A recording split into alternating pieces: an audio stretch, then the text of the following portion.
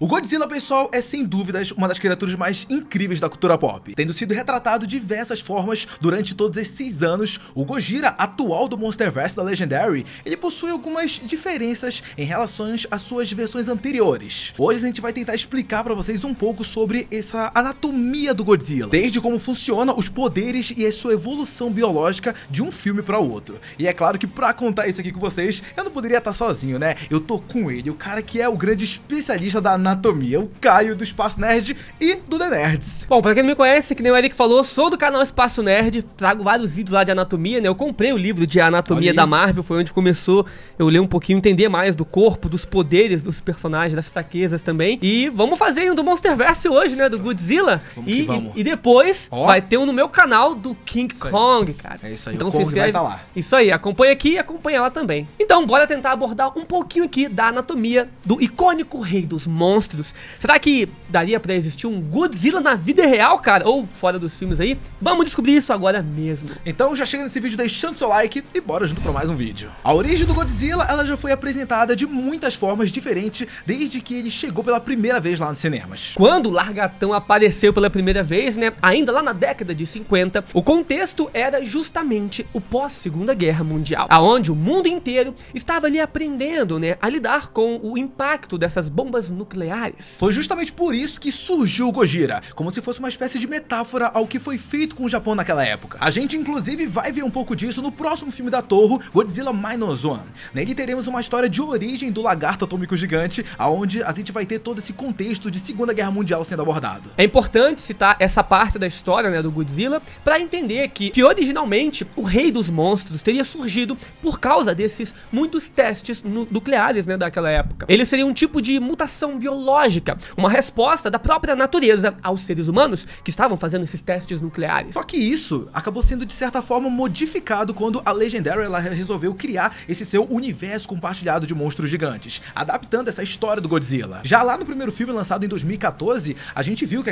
aquelas bombas nucleares que estavam sendo jogadas no Godzilla, na verdade não foram testes nucleares, eles realmente estavam tentando matar essa criatura marinha gigante que havia lá. Isso mostra que o Godzilla já existia muito antes, cara, daquelas bombas serem atiradas durante a Segunda Guerra Mundial. Isso que o Caio falou acontece porque essa versão do Rei dos Monstros feita pela Legendary, ela tem uma origem completamente diferente. Ele não foi criado pelas bombas nucleares da Segunda Guerra Mundial, mas muito provavelmente ele ficou ainda mais poderoso por conta delas. Isso porque, independente de qual versão do Godzilla a gente esteja conversando aqui, né, radiação sempre vai ser algo que dá mais forças pro Godzilla.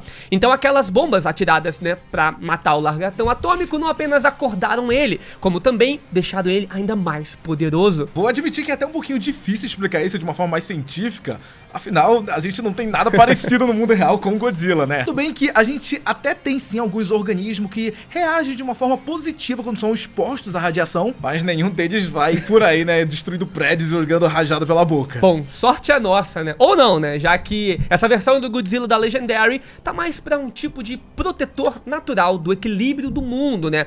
Do que de fato um monstro que sai destruindo tudo por aí, as cidades. Nesse universo, o Gojira é quase um herói, por incrível que pareça, né? Só que a gente não pode esquecer que demorou bastante tempo para que ele chegasse nesse patamar de rei dos monstros. Isso porque o Godzilla da Legendary, ele está em constante evolução. Sendo assim, nem sempre ele teve essa aparência que a gente vê atualmente dentro dos filmes. Isso fica claro pra gente, né, dentro do Monsterverse, justamente porque já terem existido outros cajus da espécie do próprio Godzilla. Podemos até dizer que ainda existem, Caio.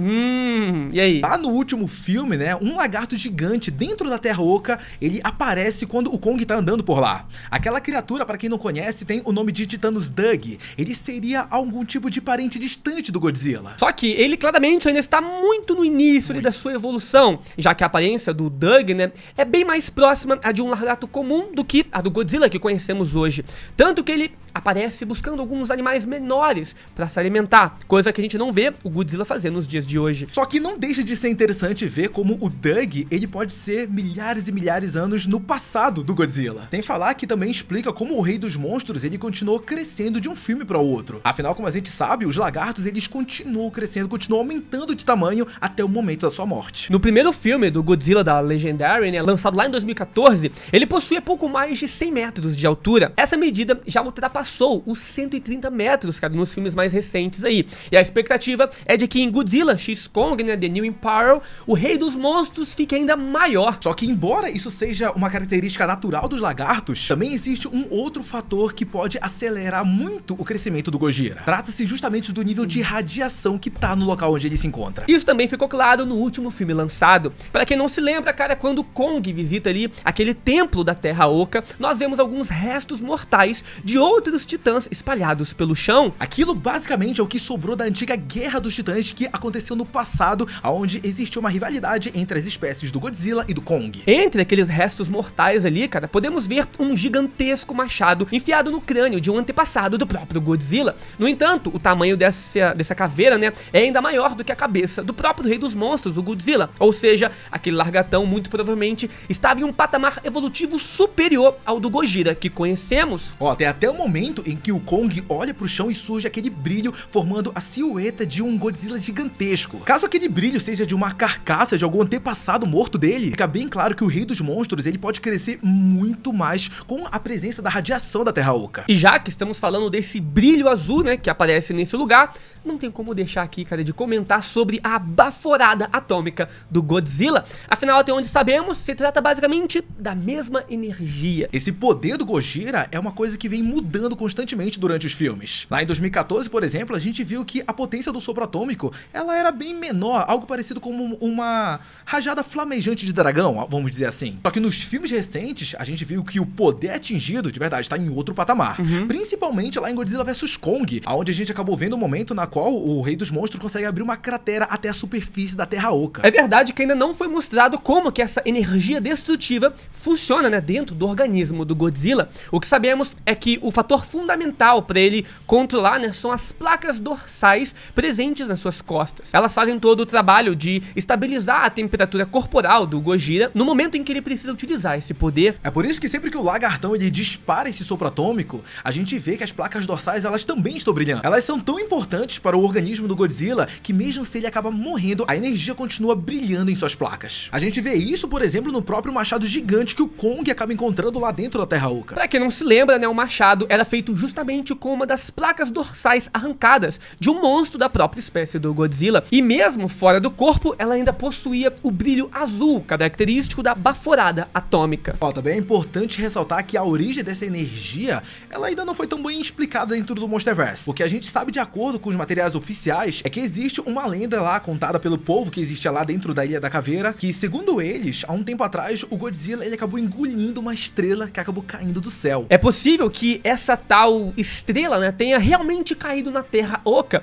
em algum momento da história, e assim o lugar ficou cheio daquela energia azul. Com isso, o Gojira pode ter passado a se alimentar dessa fonte de energia, de poder, já que, como sabemos, né, a radiação deixa ele mais poderoso. Tudo bem que a respiração atômica do Godzilla não é nem de longe a coisa mais complicada de explicar dele. Toda a anatomia dele desafia as leis da física, se a gente parar pra pensar, já que nenhum animal ele conseguia suportar a pressão de um corpo gigantesco na vida real. De acordo com a altura do Gojira, né, atual ali do Monsterverse, estima-se que o seu peso deve superar as 160 mil toneladas. Isso é bem mais, cara, do que a capacidade máxima que os cientistas acreditam ser possível em um animal terrestre, né, que seriam 1.100 toneladas. Só pra vocês terem uma ideia, o dinossauro mais pesado que já existiu no mundo chegava a pesar apenas 100 toneladas. Apenas. Portanto, pro Godzilla ou qualquer outro titã como ele existir, seria preciso uma cartilagem extremamente potente para que os seus ossos eles não simplesmente explodissem. Sem falar nos nervos, né, quilométricos que fariam com que as informações necessárias demorassem alguns minutos para chegar até o cérebro do Godzilla. Algo que não faz muito sentido, né, levando em conta que ele está o tempo todo em combate e precisa ter muita agilidade nesses momentos. Mas é claro que também sabemos que quando se trata de monstros gigantes, né, da ficção, não temos que ficar nos apegando tanto a esses lances assim de física e muita lógica. De qualquer forma, o Godzilla ele sempre vai ser uma das criaturas com a anatomia mais interessante dentro da cultura pop. Muitas coisas ainda devem ser explicadas nos próximos filmes do Monsterverse, como por exemplo a própria forma que o Godzilla se reproduz. Até o lance dos ancestrais deles, né, vai Também explicando isso melhor. Essa versão do Gojira feita pela Legendary ainda é razoavelmente nova, tendo surgido apenas em 2014. e participando ali de apenas 3 filmes no momento. 4 se a gente considerar Godzilla X Kong, né, o Novo Império, que chegará nos cinemas no próximo ano. Existem outras versões do lagarto atômico gigante que são bem interessantes e que possuem uma anatomia bem diferente. Um caso bem legal é o próprio Shin Godzilla, que foi lançado pela Toho lá em 2016. Só que nesse vídeo eu e o Caio a gente resolveu trazer apenas o Godzilla da Legendary, que também tem uma anatomia muito interessante, mas se vocês quiserem a gente pode voltar, né, e trazer uma anatomia de outros kaijus bem interessantes. Inclusive no próximo filme vão apresentar novos kaijus, então quem sabe esses aí vão ser bem diferentes pra gente trazer aqui. Será que a gente vai se unir de novo pra um outro vídeo? Com certeza, né, mas aí o pessoal tem que conferir nos 2 canais, então se inscreve no canal aqui do Eric e se inscreve lá no meu canal também pra você ficar ligado em todos os vídeos, né? É isso aí, acompanha também o The Nerds, eu e o Caio a gente faz parte de um bate-papo muito interessante com outros youtubers da cultura pop que falam de nerdice e é muito da hora também. É só o melhor podcast nerd que tem no momento aí, que existe. Só esse título fraco mesmo. Valeu, galera, muito obrigado e deixa like, acessa o link na descrição que tem o vídeo do Caio comigo lá. No canal. Valeu.